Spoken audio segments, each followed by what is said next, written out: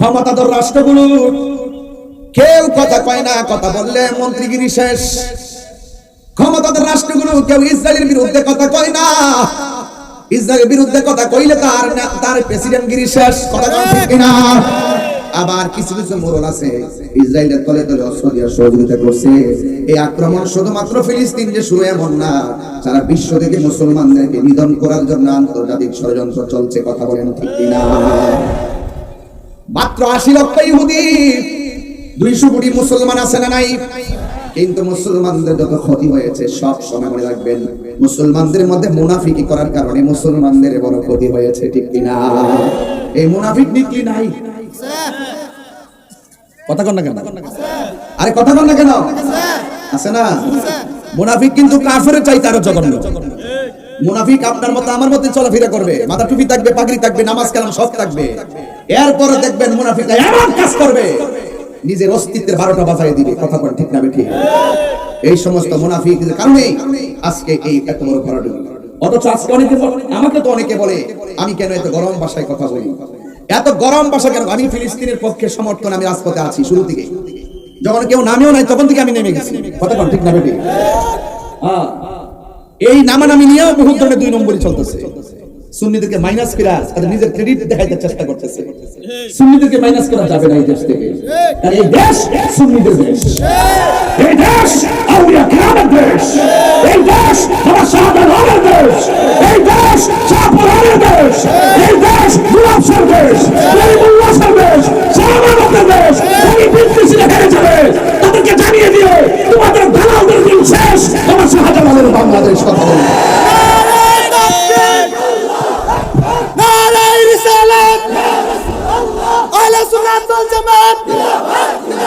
নবী ওয়ালির দুশমনেরা, নবী ওয়ালির দুশমনেরা। আল্লাহু আকবার বলো, আর আল্লাহু আকবার। ওলি আল্লাহর পক্ষে আসি না নাই? আরে হাত তুলে বলে আসি না নাই? দিয়েছি তো রক্ত, আরো দেব রক্ত। গাড়ি ভাঙলি কি মনে করেন যে ঘরে পলাই যাবো? মামলা দিলে মনে করছেন যে পলাই যাবো? তাহিরিয়া 22 বছর আগে যা বলছে এখন তাই বলে। আমরা বাইগা যাউন না ফিলাম না, আমরা পলায় যাউন না পিলাম না। আমি পরিষ্কার ভাষায় বলে দিছি আমাদের হাতের কবজার দাম আছে। এইভাবে লড়া দিয়ে বলছি টেবিলের মধ্যে এইভাবে যে আমাদের কবজার দাম আছে। আমাকে প্রশ্ন করছে কি বলতে চান, আপনি কি বুঝাইতে চান? আমি বলছি এই কবজা দিয়া, এই হাতের আঙ্গুল দিয়া কোনদিন আমার রাসূলুল্লাহর বিরুদ্ধে একটা কলম লিখি নাই। কোনদিন এই সুন্নিরা হাতের কবজা দিয়ে ওলি আল্লাহর বিরুদ্ধে কথা লেখে নাই। এই জবান এত দামি যে জবান দিয়ে কোনদিন কোরআনের বিরুদ্ধে, ইসলামের বিরুদ্ধে, নবীর বিরুদ্ধে একটা কথা বলি নাই। হাত তুলে দেখায়া দেন ভাইরা আমার, রাগ তুলাবেন না, সুন্নিদেরকে ট্যাগ লাগাই কথা বলবেন না। এটা কি গায়ের জোর না ফেমের জোর? যুবকদের বলছেন যুবক প্রজাপতি হয়ে ফুলের কাছে যেও না। মানুষ যেতে হয়েছে বাগান সাজাও, প্রজাপতি তোমার কাছে আসবে। আমি যখন দেখছি লোকটা বয়স্ক হতে পারে, তার মধ্যে প্রেম আছে, তিনি আসার আগে আমি তার কাছে চলে গেছি। প্রেম যেখানে, শান্তি সেখানে। যোগ্যতা অর্জন করো, সফলতা তোমার পিছনে পিছনে ঘুরবে। কথা বলেন ঠিক না? সফলতার পিছনে তুমি ঘোরো না, যোগ্যতা অর্জন করো, সফলতা তোমার কাছে আসবে। কথা বলেন ঠিক না? আমার কথার অর্থ বোঝার ক্ষমতা ওই 2 ফাতার মৌলবীদের নাই। এই জন্য অনেক সময় আমার কথা বুঝে না, বুঝে আমি অতিরিক্ত কথা বলি। ফিলিস্তিনের ব্যাপারে আমাদের কোনো দ্বিমত আছে? ওই মুসলমানদের পক্ষে থাকতে চাই কি চাই না? এই বড় মাই বাইরে মাইক বন্ধ করে দাও। ভাত না খাইলে না খাইছি, গলা কি বন্ধ হয়ে যাবে মনে করেছিল? মোল্লা মরে যাবো।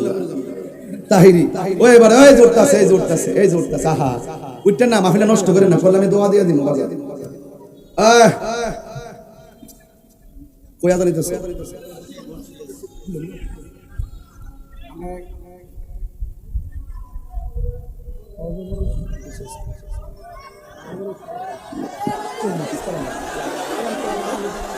অজবর সিদ্ধান্ত হয়েছে, নাইলে মাঠ আসলে বলে আমি অর্ধেক পাইতেন না, আসলে বলে অর্ধেক পাইতেন না। এটা একটা বিষয়। আমাকে কি আজান দিতে বলতেছেন আপনারা? আজান দিতে হবে। অনেকে যে উঠে যাচ্ছে তারা কারা? ওরা কারা? কোথা থেকে এলো? মারহাবা জোরে গাও। নিকলি কি আমি পুরান মানুষ না নতুন মানুষ? তো নিকলি কি আমার বাপদের ওয়াজ করানো লাগবো? দেখছেন একটা পাঞ্জাবি বেরিয়ে বলছি যদি আজকে এটা উত্তরবঙ্গ তো কি বাপটা দল নামলে সব জায়গায় বাপ ধরন জানা এটা আমি ঘরের মানুষ ঘরে আইছি কথা কোন ঠিক না বেরিয়ে তাহলে সব ঠিক রে হিসাব আর এটা মোর দিচ্ছি আজান দিতে দিব না কারা কারা আজানের পক্ষে হাত তোলে হ্যাঁ ওই দেখ হারিয়ে গেছি যাক আমি যে আজানটা দিব এটা হইল প্রশিক্ষণের আজান কিসের আজান প্রশিক্ষণের আজান এই সাউন্ডটা তো ইজি না বাবা একটু হার্ড মানে বক্তব্যের জন্য সাউন্ড 100 কিন্তু ওয়াজের সুরের জন্য 100 হইছে না বাবা এটা আরেকটু পাতলা করো একটু সহজ করে দাও হ্যাঁ হ্যাঁ অনেক সহজ করে দাও সবাই বলেন আল্লাহু আকবার আল্লাহু আকবার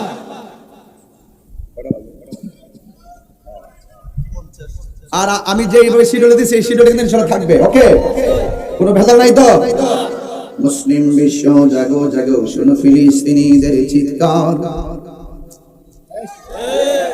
সময় এসেছে ঘুরে দাঁড়াবার প্রাণের দাবি আল আকসা মুসলিম বিশ্ব জাগো জাগো শুনো ফিলিস্তিনিদের চিৎকার সময় এসেছে ঘুরে দাঁড়াবার প্রাণের দাবি আল আকসা সময় এসেছে ঘুরে দাঁড়াবার প্রাণের দাবি আল আকসা ঠিক না আকসাই আমাদের চেতনা আকসা কেড়ে নিতে দিব না দিবেন দিবেন এই মুহূর্তে যদি কোনো বাটফার ইসরায়েলের পক্ষ নিয়ে তার টান্ডা সিধা বানাবো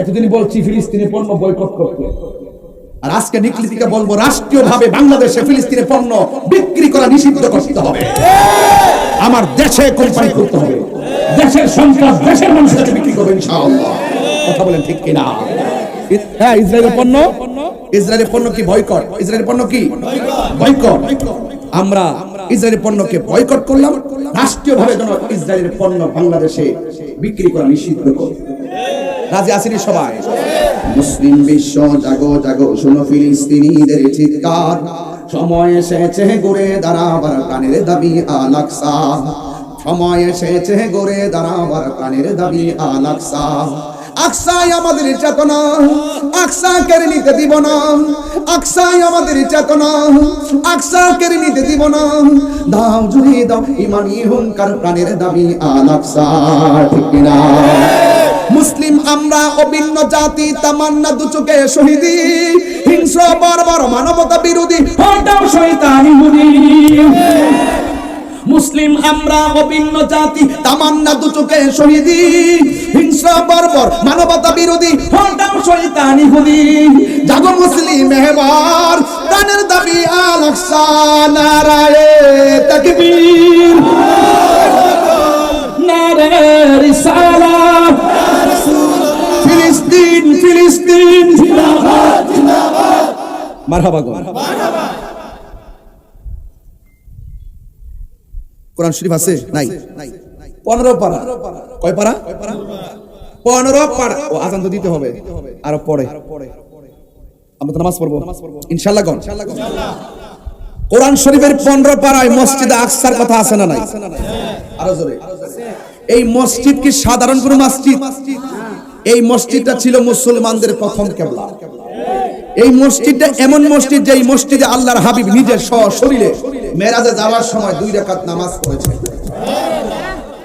এবং গাজাবাসীর প্রতি ওই ইসরায়েলের এত আগ্রাসন কেন আর এত বড় আগ্রাসনের ভিতরে মুসলমানদের ক্ষমতাধর রাষ্ট্র ইরান নীরব কেন নীরব একটাই কারণ গাজাবাসীদের ম্যাক্সিমাম হলো মাযহাবপন্থী এই বাংলাদেশের মধ্যে যারা লা মাযহাব আছে তাদের বহুতগুলো হুজুররা বলতেছে এটা নাকি ফিতনা এটা ফিতনা না এটা হলো মুসলমানদের উপর ইহুদিদের জুলুম কথা বলে ঠিক কিনা জুলুম কি কেউ ফিতনা বলতে পারে যারা ফিতনা বলে বুঝতে হবে ওরা ইহুদিদের দালাল কথা বলে ঠিক কিনা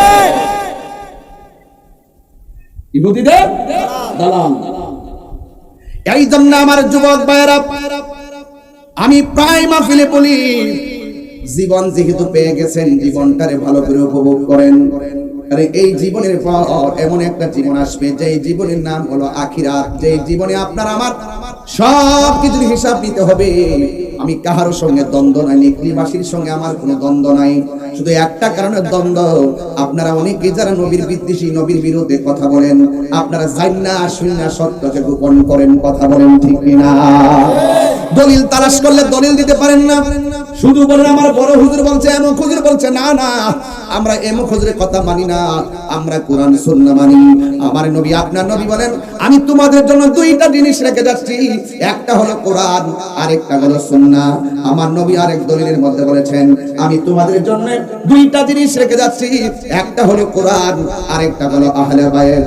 এই আহলে বায়তের মহব্বত যার অন্তরে থাকবে, কোন ধরনের বাতিল টাকা খাওয়াইয়া ঈমান কিনে নিতে পারবে না, কথা বলেন ঠিক কিনা?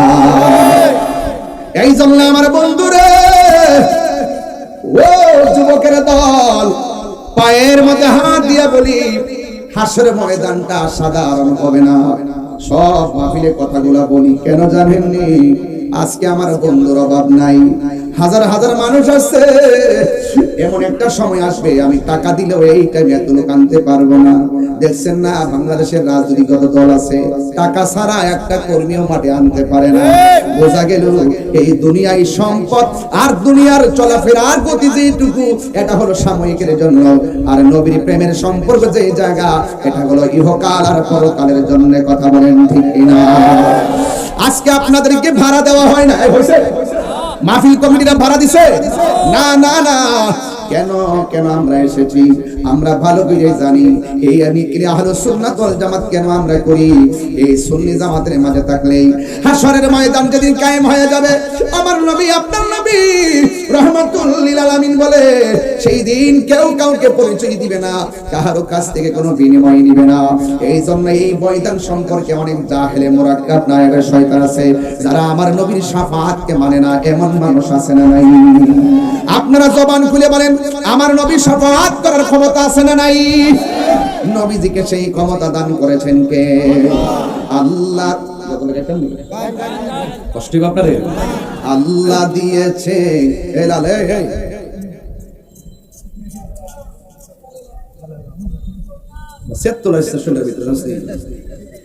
আল্লাহ দিয়েছে নবীকে সম্মান।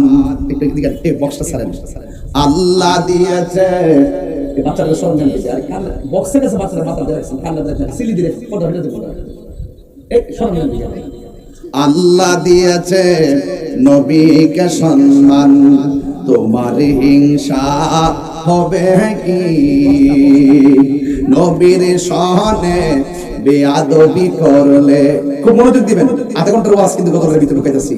নবীর সহনে বেয়াদবি করলে আমল করে হবে কি? কোরআন হাদিস খুলে দেখো, নবীর উপরে কেহ নাই। নবীর কণ্ঠের চেয়ে কণ্ঠ যদি কারো বেড়ে যায়, সব আমল বরবাদ হইবে তোমার, সব আমল বরবাদ হইবে তোমার। আমল করে হবে কি? হাশরের ময়দান, ইয়া রাসূলুল্লাহ বলেন, হাশরের ময়দানে কোন নবী কথা বলতে পারবে না,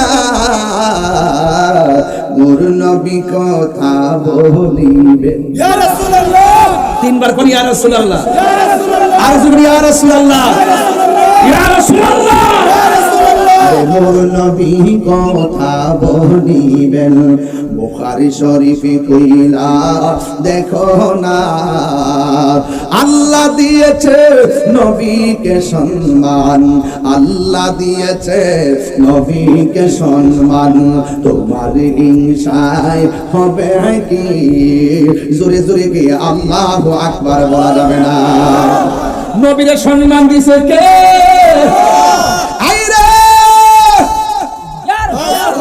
দুনিয়ার মানুষ বিপদে পড়লে খবর নাই না, আপনি যখন কবরে বিপদে পড়ে যাবেন আমার নবী আছে না নাই? আপনি যখন হাসরের ময়দানে বিপদে পড়ে যাবেন আমার নবীর উপরে ভরসা আছে না নাই? এবার আমার নবী আপনার নবী বলেন যেই দিন হাসরের ময়দানটা কায়েম হবে আমার আল্লাহ 7 প্রকারের মানুষকে আমার আল্লাহ আরশের নিচে ছায়া দিবেন। সুবহানাল্লাহ। যেরকম কয় প্রকার? 7 প্রকারের মানুষকে আমার আল্লাহ আরশের নিচে ছায়া দিবে। এর মধ্যে 1 নম্বর হলো আদেল, ন্যায় বিচারক, যারা সমাজের মধ্যে ঘুষ খাইয়া বিচার করে না, যারা সমাজের মধ্যে সুদ খাইয়া বিচার করে না, এদেরকে আমার আল্লাহ আরশে আজিমের নিচে ছায়া দিবে। এখন আপনারা বলেন আমরা কি সুদের পক্ষে না বিপক্ষে? আমরা কি ঘুষের পক্ষে না বিপক্ষে?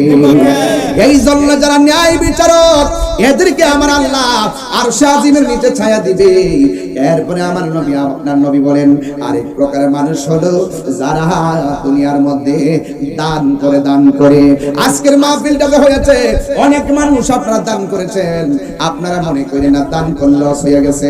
না না, যারা আল্লাহ এবং নবীর মহব্বতে দান করে আমার আল্লাহ রাব্বুল আলামিন তার মাথার মধ্যে আরশে আজিমের ছায়া দিয়ে দেয়। এরপরে আমার নবী বলে উম্মত, হে উম্মত, যারা মসজিদদার ভালো লাগে, বাজার যারা ভালো লাগে না, যারা মসজিদটা বড় ভালো লাগে, বাজার তারা ভালো লাগে না, এই প্রকার মানুষগুলোর জন্য আমার আল্লাহ আরশে আজিমের ছায়ার ব্যবস্থা রেখে দিয়েছে।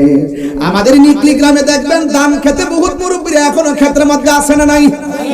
ধান লইতে লইতে চেহারাটা কালা হয়ে যায়। যখন আসরের নামাজের আযানটা হয় কোমরে গামছাটা খুললা ঘরের পানি দিয়া ওযু কইরা নামাজের জন্য আইলের মধ্যে গামছাটা বিছাইয়া দে।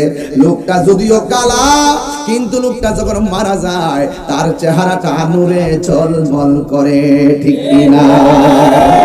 এমন মানুষই জানাজার মাঠে দেখা যায় কি যায় না?